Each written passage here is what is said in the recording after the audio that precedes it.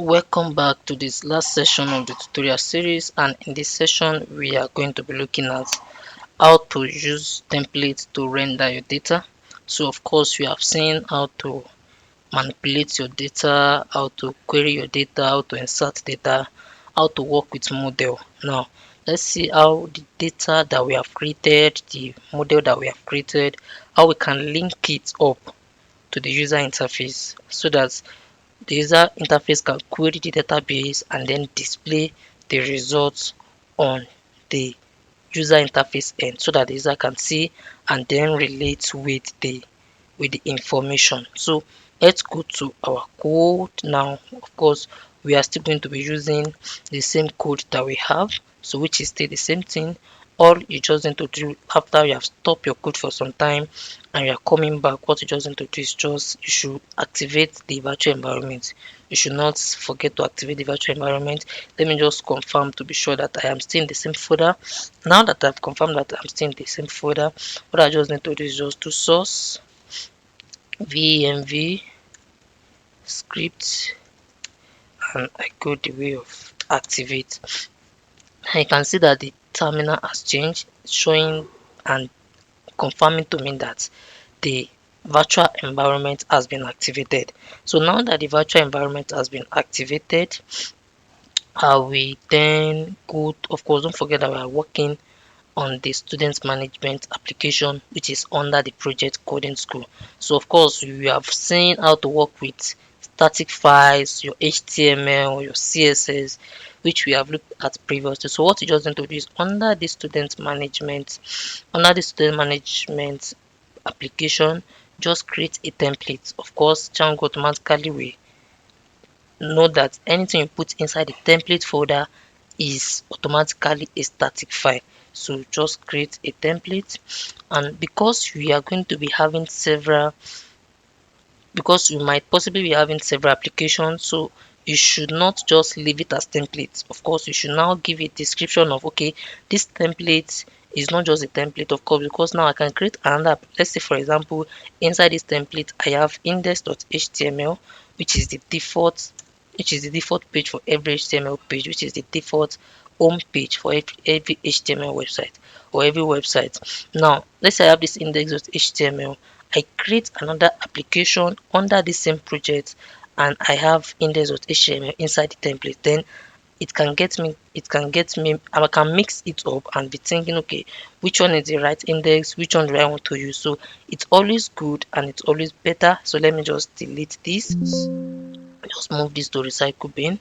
Now what I just need to do is, so that I will not get it mixed up, I should then go ahead and create a folder and possibly call it students, since I'm working with students under this application, so that if I want to call it at the parents URL, because you see how to link this with the parents URL later. But now let's say I want to call it at the parents URL, I should then have an idea of, okay, this index belongs to the student's application and this particular index belongs to the course application, so that I will not get things mixed up. Because the bigger your application go, the less it's difficult for you to manage it if you don't structure it well. So now that we have created the folder students under the template folder, which we have looked at previously on how to deal with static files, so I'll then go ahead to create base.html. Now it's always a common practice to make this base.html to be like any file you notice or any lines of code you notice that you are using in different files, then you should just put it like the commons, like the HTML tag, the body tag. Of course, every one of it we have the HTML and the body tag. So but for now, this base is now like, okay, I don't want to be repeating myself, because one of the design principle of coding is do not repeat yourself, so that you make your code neat and readable. So the base, we have our repetitive lines of code, we put it there, and every other file will now be an extension of this our base.html.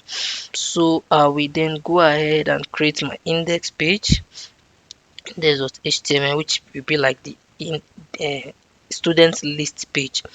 Later on we'll be working with our student. Let's just create it. Of course, we want to also have student details page for now.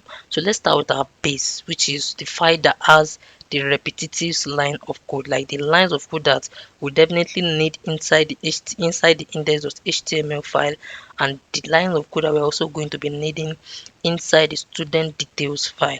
So now that we have our base.html, then I have my HTML tag,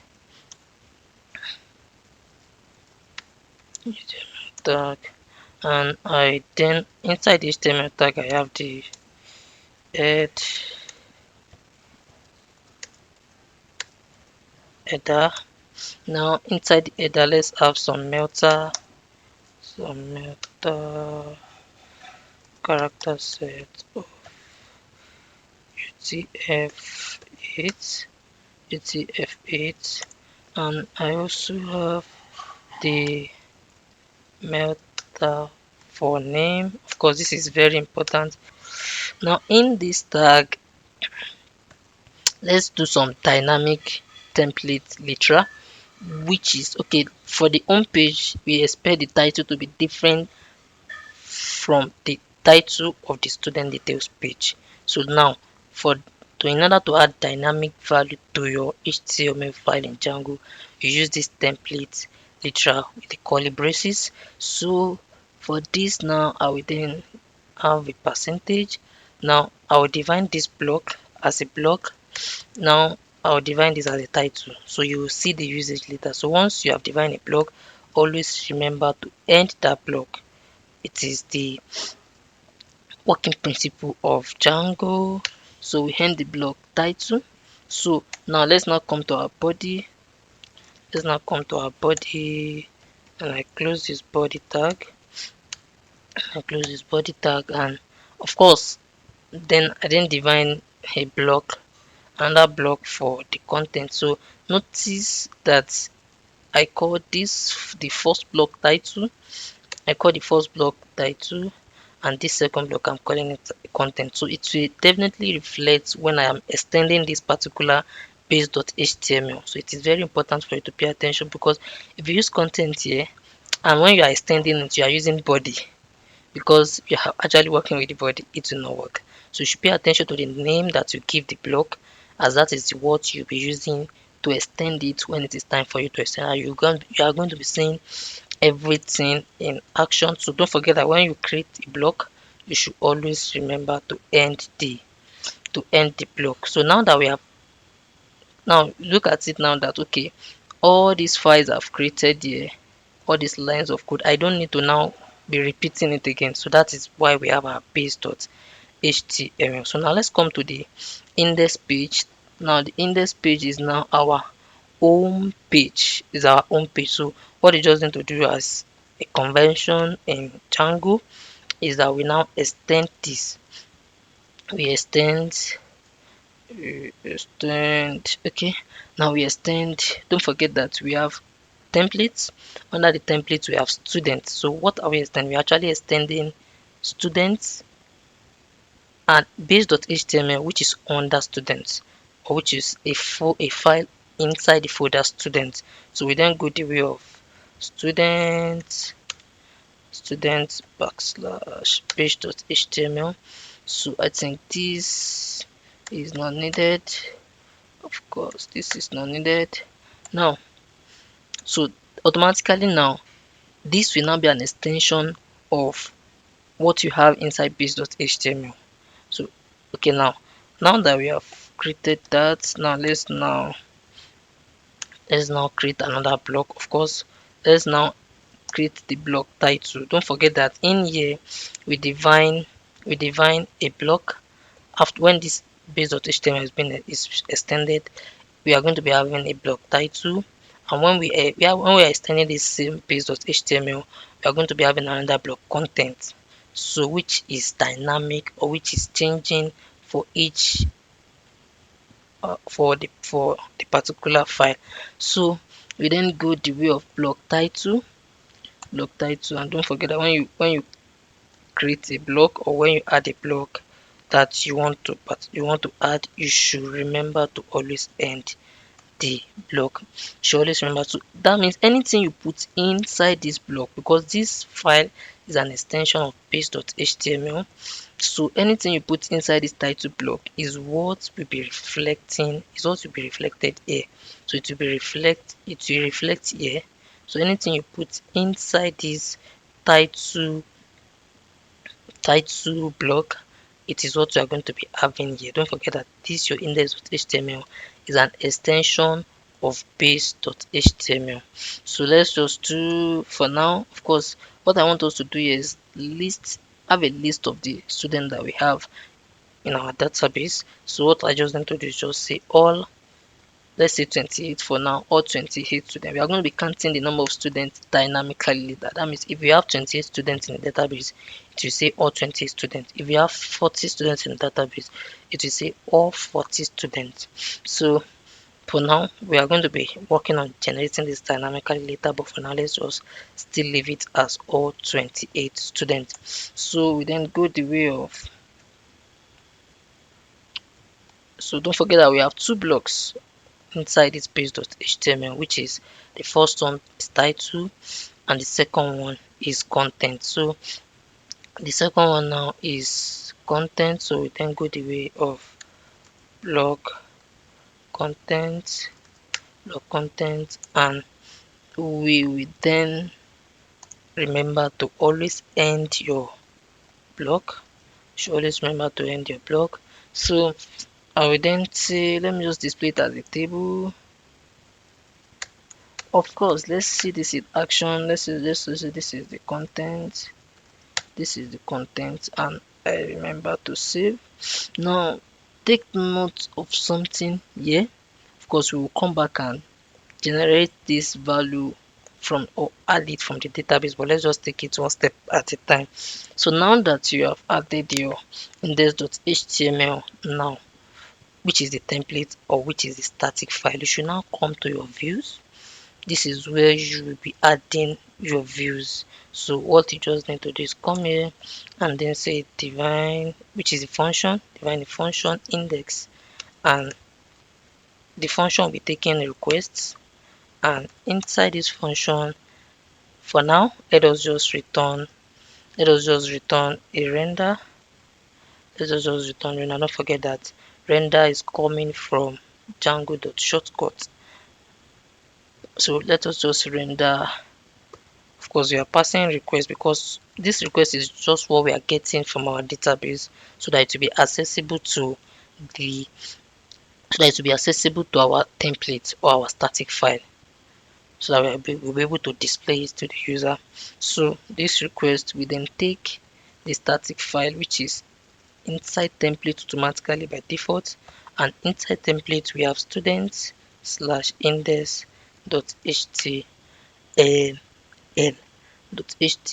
So let's just leave this for now. Now that we have created the function that we display the index.html file, you should always remember to add it as a URL. Of course, you see that we don't have any URL file here, so you just come to your application folder and create a file called urls.py. Now inside this url.py, you should then import views. So of course, you remember that the function that we are using to display the views is, we have it inside views.py. So let's now import. Okay, to import view, we just say from this same folder, like we are staying inside this folder, inside the same directory, that is the meaning of dot, import views. So in this view, we are not going to be having our URL patterns, which will be an array of the paths that we want to add to our URL. So this URL pattern is the array of the paths that we want to add to our URL. So now, to get our path, we import our path from Django. So we then say from Django.urls let us import paths. Let us import paths. So the first part we want to define will be the home page, which is the index file or index page. So once the user navigates to this index page, then we want to take the user to views, which we have imported here with this line.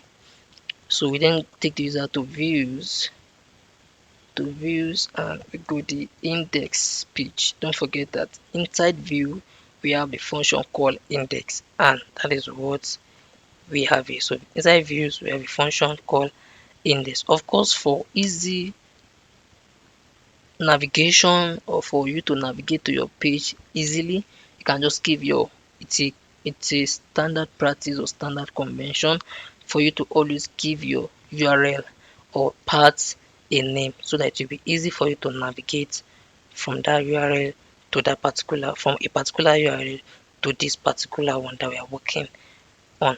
So give it a name. Let's just call it for now. Let us call it index. Let us call it index for easy navigation to this particular page. So now that we have this, let's just remember to save it. Of course, you will now come to the parent project. Of course, you see that inside this parent project you have URLs. So this is the only URL that is being recognized by the application or by the project. So any URL that you are creating under any application, we should register it inside this parent URLs file. So we then go to the parent URLs file, and you can see that the same pattern we have the URL patterns where we have the path admin, then the admin URL, and so on and so forth. So what you just need to do is come here and add the path for the student management. So the path for the student management, let's just see when the user, you can see that this one is path admin, but like let's just say the student management is the default application and not just the admin dashboard or admin interface. So let's just make it to be the default. Of course, if you have several applications, it's nice to say okay students. That means anytime the user navigate to the URL students, then it will take them to the student management application of the coding school project. So, but for now, let's just make students our default application by just setting the URL to something to just default here. So that means if our website is codingschool.com, so anytime the user navigate to codingschool.com, it will just bring them to the student management application. So now that we have this, so let's just come to Django URLs and let us come and include. So you call the include functionality. That is what you use to include. That is what you use to include your application. So the application we want to include, don't forget, is called student management. And under student management, we have the URL file. So URLs file is what we want to input. So now we have our URL pattern. So that means automatically now, once you navigate to this particular home page, it will bring us to the student management application. They are just normal things that you should be familiar with as you learn the Django framework. So it's just some standard conversion of the framework Django. Of course, if you are working with another framework, it's the way it's been defined, the way you work with it will definitely be different. But for this Django, just know that that is how it works for the navigation, for the application, for the projects, and so on and so forth. So now that we have all our changes, let's now test if what we are working it's if your what you are building is actually working. Now don't forget that if you are building anything, you should always test on the go, because if you pile up the application and you now start testing, it might be difficult for you to get the point where the error is coming from. So it's always advisable to test your application on the go. So now don't forget we have started the virtual environment, py manage.py, and you then go the way of run server, then your application will start. Then all you just need to do is just hold your control key and click on this URL.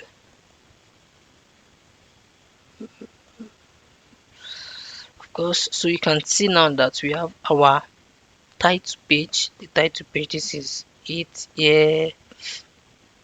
It's here inside the page. Of course, you come to your template and you see that the title is all 20 students. You can see that in here you have your all 20 students, and when you look at the content, you see this is the content, and if you come to your application, you see that this is the content. So that means we are definitely our application is working fine. So now let's continue building our application. So to that point, we are definitely sure that our application is working fine. Don't forget, the goal is to fetch data from the database and display it to the user. Now to display it to the user, all you just need to do is come to the content page. Of course, you come back to the views. Now this is where you will now get the data from the database. Now don't forget now that we need to work with our model. Our model is the data. So we then come to the views, and in view here you should definitely import your model. So from the current directory inside models, you see my view.py is inside student management directory of folder. Now I am now looking for models file, and inside that model file I have a model I want to import, and that is the model that we define, which is the student model. So I will then come student model. So student model, now that we have imported our student model, don't forget that when we're working with the Python shell, we query the the object in the database by saying objects.all, and that's the same thing we're going to be doing here. So all you just need to do is just say student is equals to the student model, and we then go the way of objects the same way we did it in our Python shell is what we are going to be doing here. Now we have all our students here as an array of objects. All you just need to do is now that you should now pass that to your template. How do you pass it to your template? Just put a comma here and open a curly braces, and then have a key, and you can then call it student. But take note of this key, because that is what you are going to be using in the front end of the application. So if you call it student all, that's the same thing you should use. If you call it student all one, that is the same thing you should go and use inside this template, static template. So you should pay attention to the name now, because sometimes you just give it a name and you come here, you give it another name, and you're like, my code is not working, my code is throwing me error, it's not displaying anything, I did everything correct, but you don't remember that it should be exactly the same thing you call it here. That is what you should come and use here. So now let's, for simplicity's sake, let's just call it student. Let's just call it student, and we have our value to be student. We have our value to be student. Now that we have passed the student to the templates, we then come to our templates. We come to our templates, and now we have access to the students. Now what I want us to do in here is that I want us to display the student details as a table. So let's go the way of table HTML, because this is HTML. I believe you are very familiar with this. So let's just go the table row, to be. So for this first row, we want our table header. The first one should be first name, and you can just duplicate this line by going shift alt down arrow. That will duplicate the line. Shift alt down arrow. Let's call this last name, and let's call this, for simplicity's sake, let's just call it, I think we have the age. Now let's now make this, okay, maybe you want to perform some actions. Let's just call this actions. You see this in action very soon. Now this is our heading. This is the heading of the table, which is definitely be the same it is only the record or the body of the table that will be that we are going to be having dynamically from the database. Now in here, let us now create the if you are writing anything code or Python code inside HTML, you should always remember to put it inside this template literal by just having your curly braces and you put the percentage sign in front. So that is how to put code, Python code inside HTML if it's a Django application. So for now, let's look through. Don't forget, I told you that when you do the object.or, the way we are querying our data, our record here, we are doing the object.or. This will return an, okay, let me put it as a comment. This will return an array of objects. An array of objects. So what I'm trying to do there is I want to loop through each element of the array. I want to loop through each element of the array. So the first one, the first student will take this. The second iteration we take this, the third iteration we take this, the fourth iteration we take this. So now let's come back to our index. So I want to loop through the student. Don't forget that I'm passing it as students. Sorry, passing it as students. So I should just come here for student. That this student is for each iteration in, this is Python, in students. So for each, of course, anytime you call any functionality, you should always remember to close it so that Python or Django, we have an idea of where the logic is ending.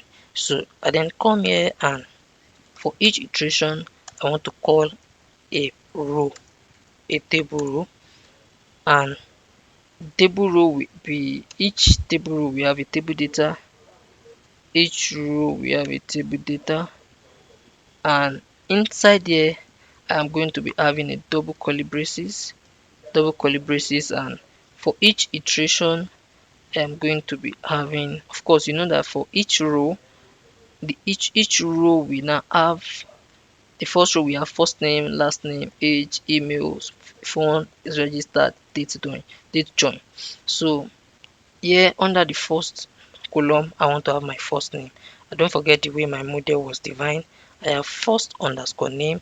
So what I'll just do, I'll just duplicate this line using, I hold down shift and alt and I press it down arrow.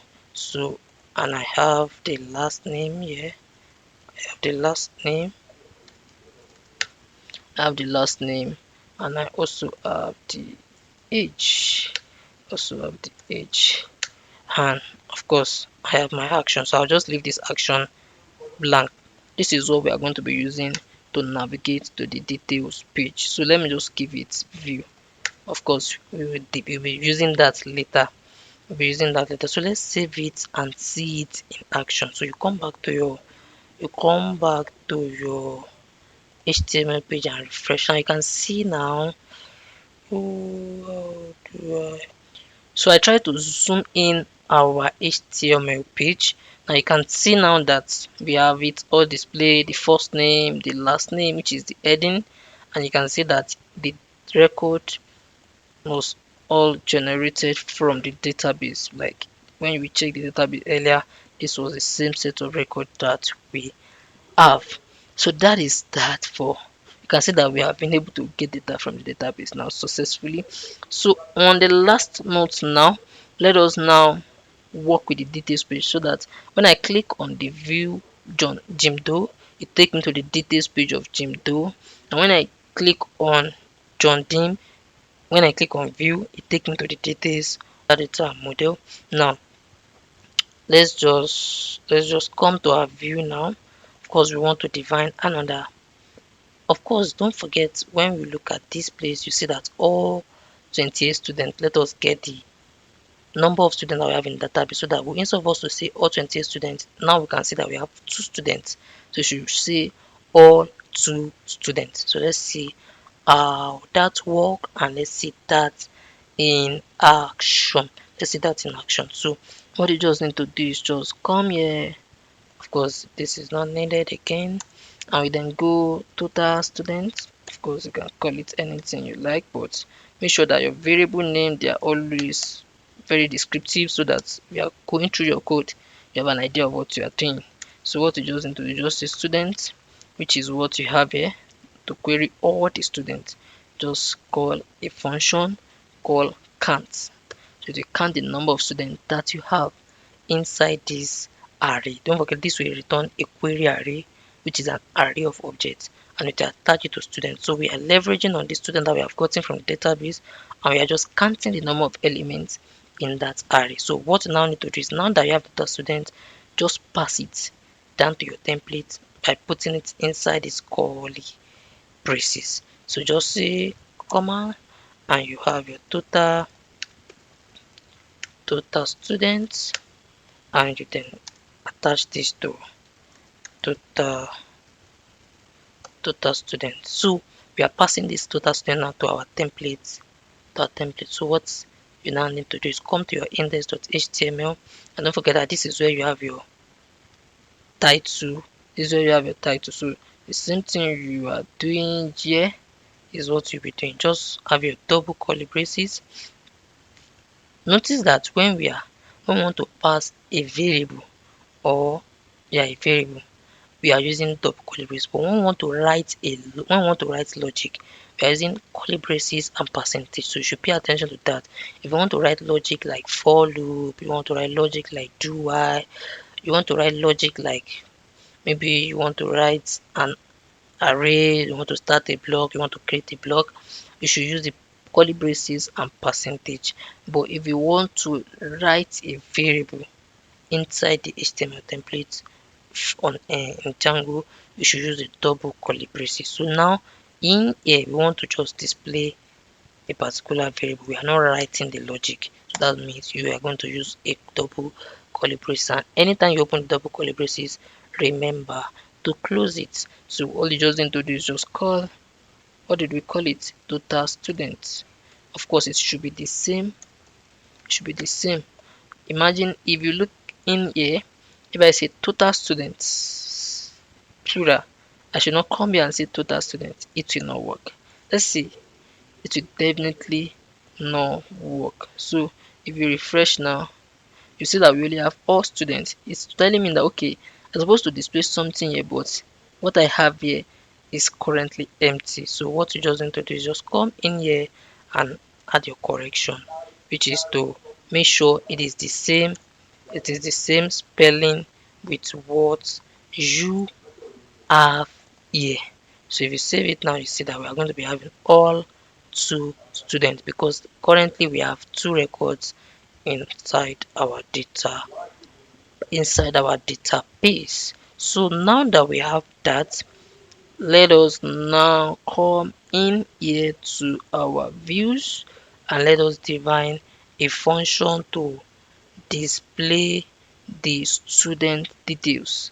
So we then go the way dev, we then go the way student detail,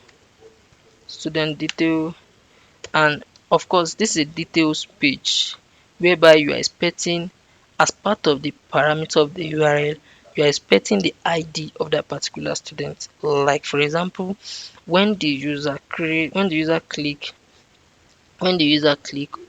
this first student, maybe I click on view the student, it should give me the ID of the student so that I can be able to use the ID to generate the record of the student from the database and display the details of the student.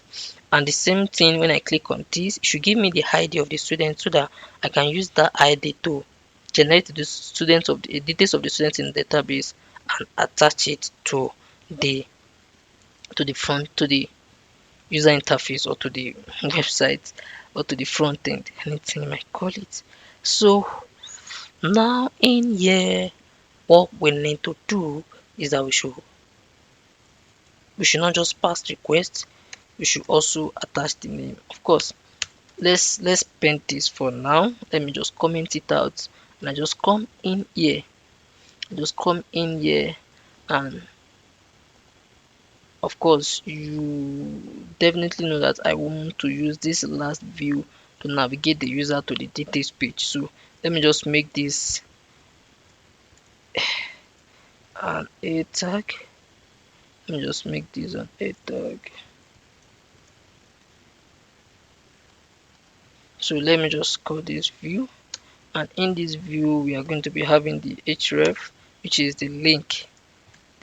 So this link, I will then have it as a Django logic, which is the brackets and percentage sign.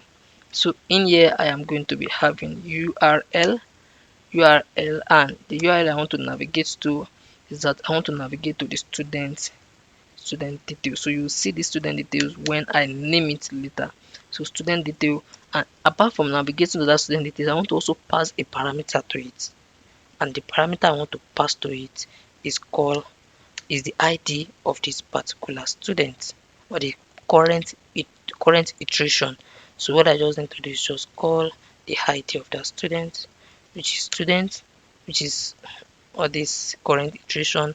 And we don't forget that when we check our migration earlier, we saw that though we did not add ID to the model, but automatically Django help us to hide ID. So it is this ID that I am using in here.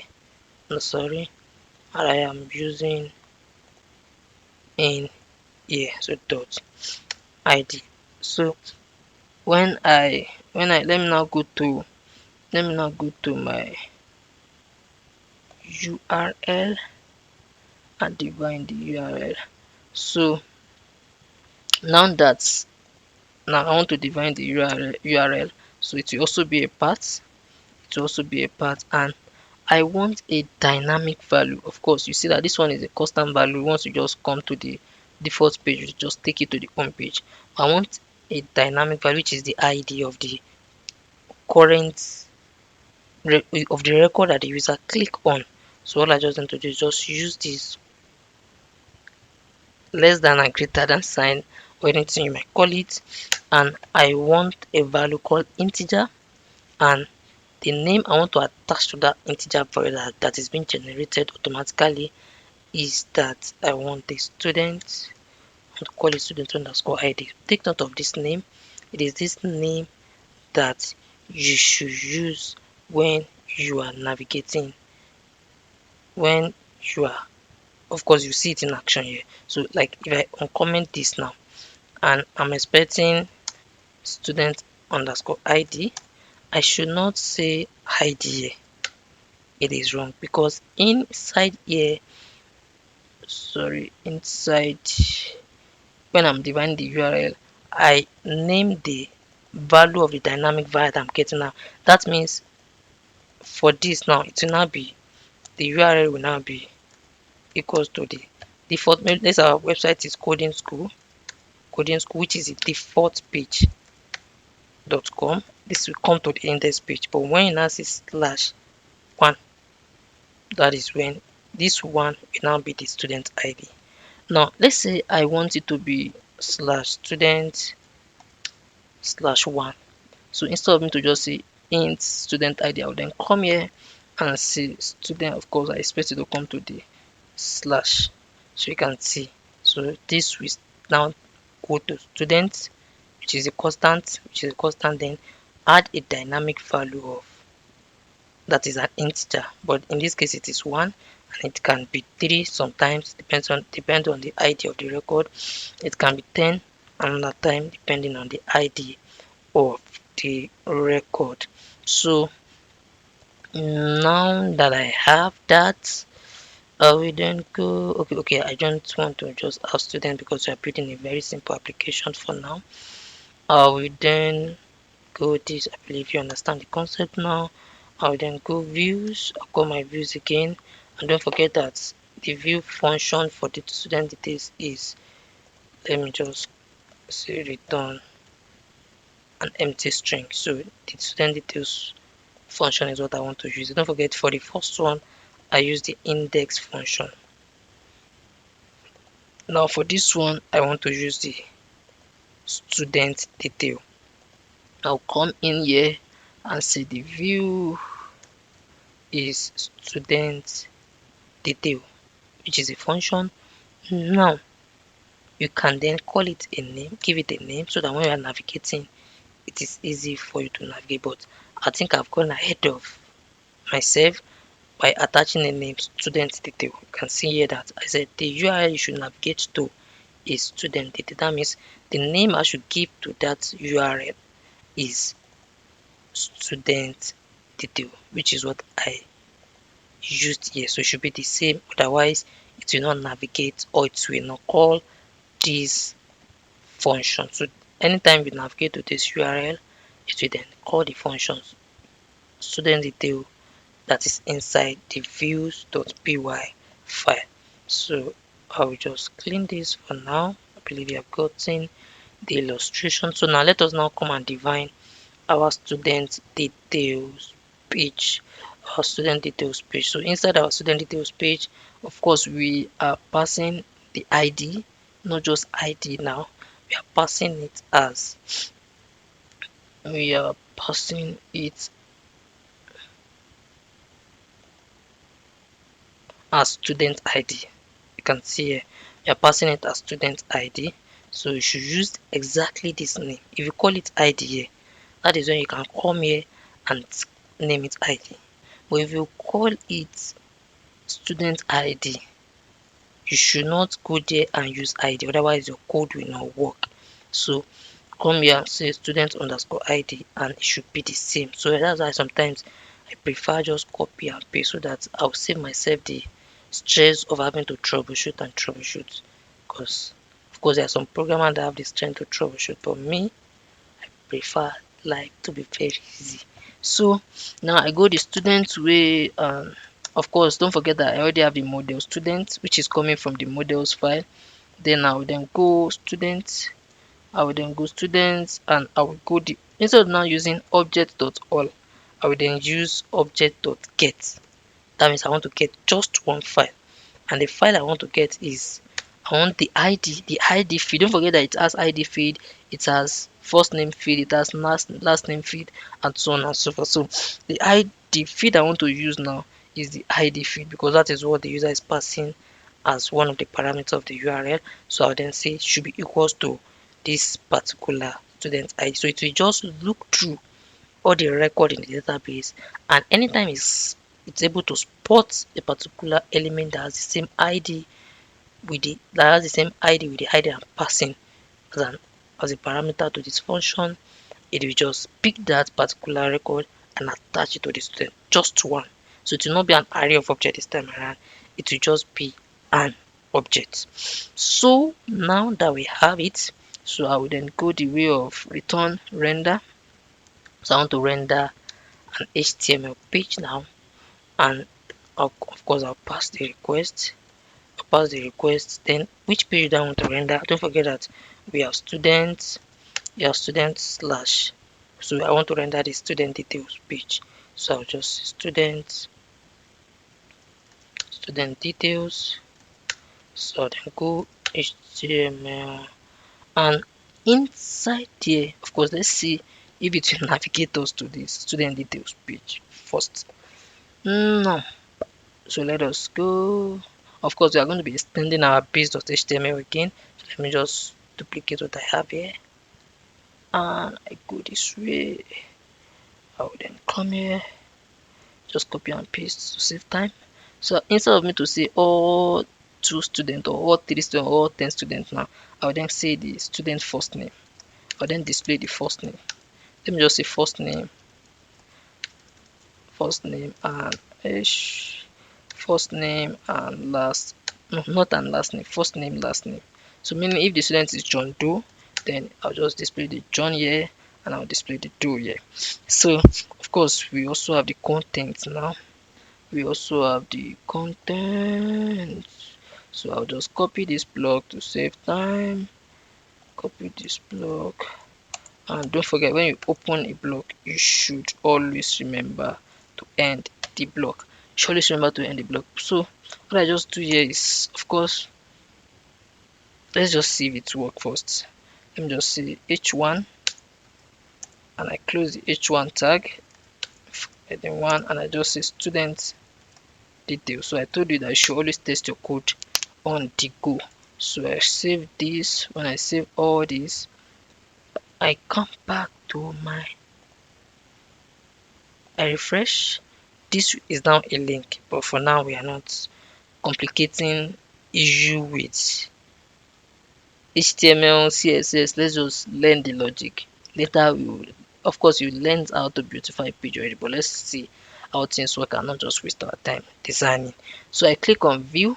You can see that I have, because this one is so big is because I've zoomed my web page. So now I have the URL and I have ID of the current element that I click on. This is one. Now I go back and I click on the second one for you to know it is dynamic. You can see that now it was one before and now it is two. So now what I will now do is, of course, you know that we have just one and two elements. Let me just say four now. Of course, you see something here that is saying does not exist at 4.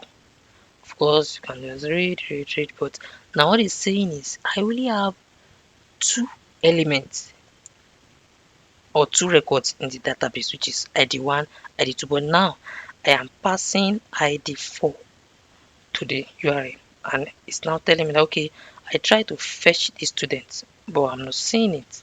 So what you then do to solve the error, because now you're going to be displaying the record of the student here, and if the user now navigates to a student that does not exist, okay, there's some user that can be very, that want to test your code here and there and see if it's you handle all the exceptions. So you should always pay attention to that. That okay, there might be times when the ID of the element does not, the student does not exist. So what you just need to do is come in here and possibly you can just use the try except. Of course, try except, try is just a way of okay, run this code. If it's fine, if it work, then continue, or if it does not work, throw an error. So I'll just go the way of okay, try this line. Don't forget Python indentation. I bring it in for, so try if you're able to get the students, then if it work, all well and good, but if it does not work, then I say except.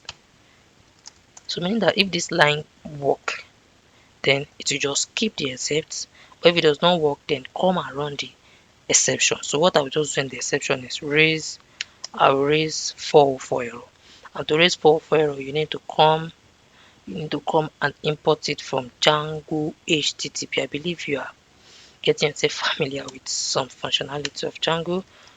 To raise the 404 error is just unseen or unfound, like you are looking for a record but you do not see it, so on and so forth. Let's not waste time with that. HTTP, Django HTTP, and let us import HTTP 404. Of course, you can see different HTTP response, HTTP forbidden, HTTP not response not allowed, not found. But for now, we are staying with the 404 error. So just raise the 404 exception error. Say 404 exception and just say students not found. Student not found, and now let's go and try the same thing again. Now let's try and go back now. Now let's now try to navigate with 10. Page not found. You can see now that it's raised an exception of 404 and it's telling us that students not found, which is the exception, which is the error message that we put there instead of our code to break. Of course, when you're dealing with the front end, you can decide to navigate the user to the 404 page so that the user that doesn't have an idea of programming can then, of course, someone might just pause or this looks, but you can just handle that when you're dealing with the front end. But for now, we are looking at the logic. So now if you try this, if it work, then continue running the code by coming here, but if it does not work, then raise an exception. So that means if the code work, it will just keep this line, so just keep this line and then jump to this line. So if it skip this line, that means the code is fine. So that means we have our student, so we can then go ahead to to send our to send the details of the student to the template. So you then go first name.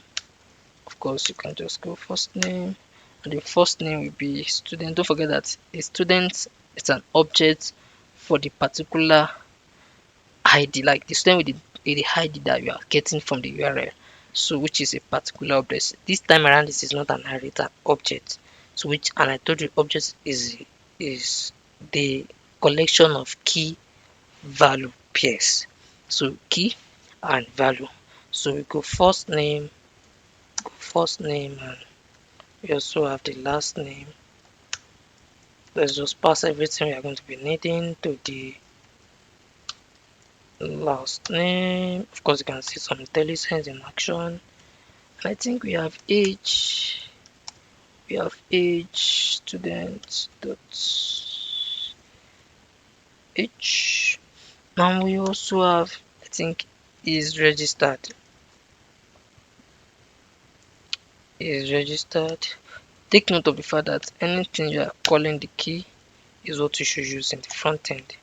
Student dot is registered. So let's just leave it for now. Let's just see it in action for now. But let us go to our student this page now. And what we just do in here is to say that okay, of course we are now getting the student first name. Let me see the way we are able to write it. First underscore name. Last, okay, should we just, let's just make it first name for simplicity's sake, last name. So that means I'll then come to my student page. That means for the particular student, just don't forget I told you that if you want to display a variable, you should just put the double quote for the first one now, and that one for the last name. And that one for the last name. Don't forget this should be the same thing with what you call it earlier on. So I then go here and just say h1, close the h1 tag, and I say first name, so that we have the first name of the student, just to display some record. Of course this might not be first name, and I go, let's use, let me just duplicate this line. I go h2, okay, change automatically. Let me just display the student age here. Okay, let me just do paragraph.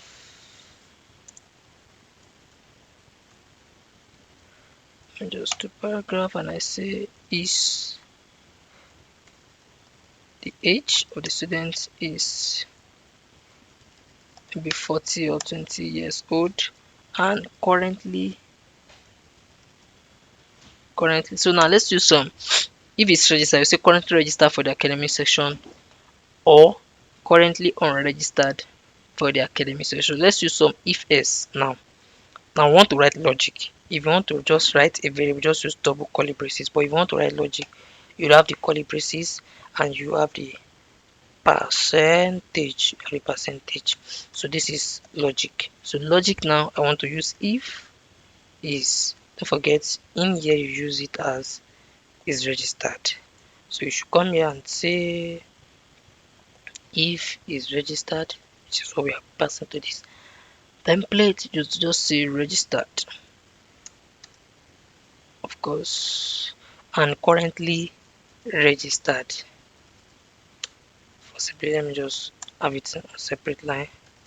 Registered for the, so of course I would then say s, which is also a logic s.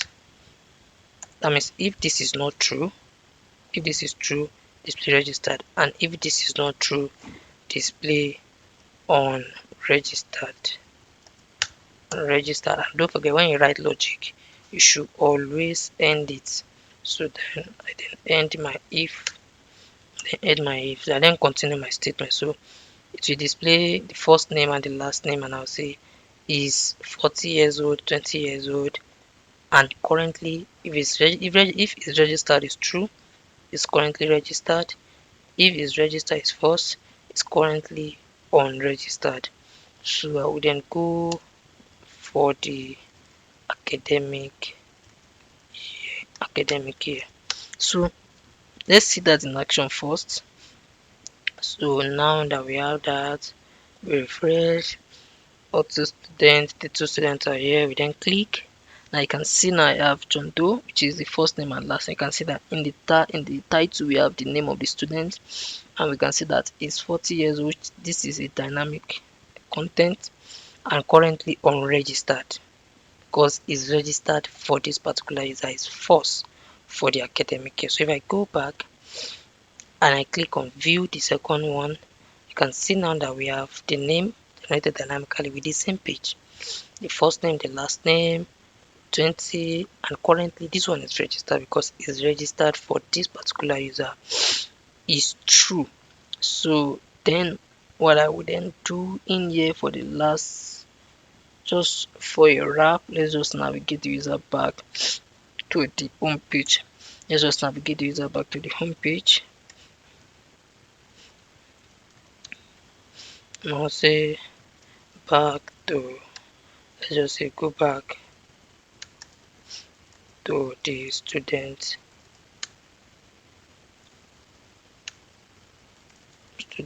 list. So I'll then say the href, see where the URL name come handy now. So href, I'll then see the URL is, now look at what we call the URL here. For the home page, the name we gave it was index, so you should choose the same name in here.